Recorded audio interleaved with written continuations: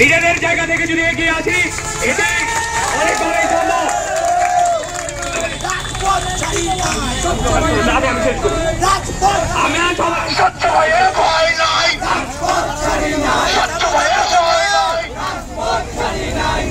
আমরা জানি ইতিমধ্যে আমাদের ওয়েস্ট বেঙ্গলের বোন মৌমিতা দেবনাথ তার ধর্ষণ ও রেপের আমরা তীব্র নিন্দা জানাই বাংলাদেশি ছাত্ররা।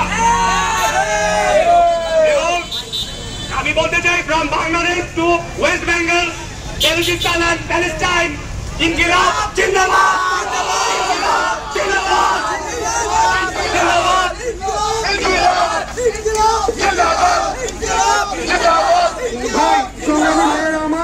আমি ছোট্ট দুইটা কথা বলবো আপনাদের উদ্দেশ্যে, আপনারা 2 মিনিট একটু মনোযোগ দিয়ে শুনেন।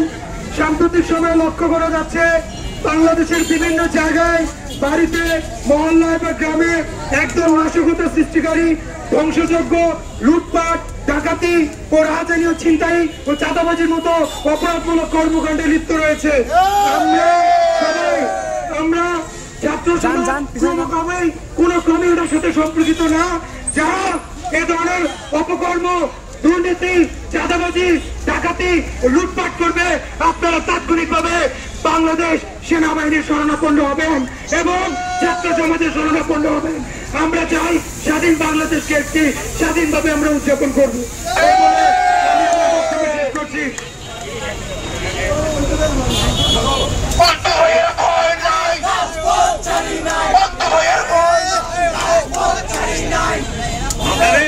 আপনাদের সবার অবগতির জন্য জানানো যাচ্ছে যেটা যে আমাদের দিনাজপুরে কিন্তু কোনো সমন্বয়ক নেই।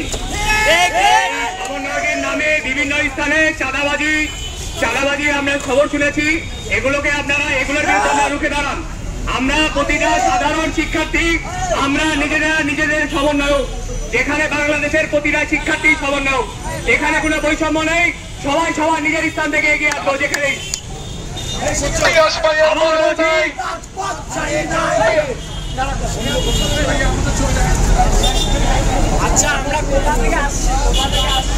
যেখানে যেখানে আমাদের কেন্দ্রীয় কমিটি থেকে ছাত্র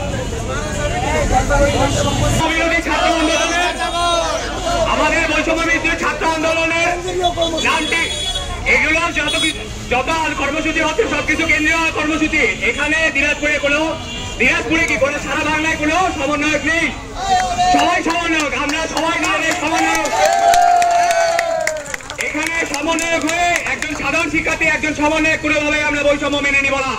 আমাদের এই আন্দোলন করেছে বৈষম্য বিরোধী ছাত্র আন্দোলন, সবাই ছাত্র সমাজ। আমাদের এই বৈষম্য যেন না থাকে। আমি আপনাদের সবাইকে ধন্যবাদ জানাচ্ছি আমাদের সঙ্গে থাকার জন্য। অনেক কষ্ট করছেন আপনারা। এবার আমরা ঐক্যবদ্ধ থাকবো, সব অন্যায়ের পক্ষে রুখে দাঁড়াবো।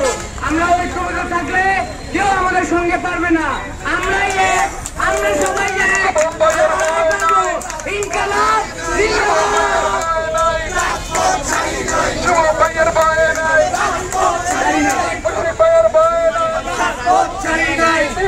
ভাইয়া, আপনারা সবাই একটু মজা খেয়ে যাবেন।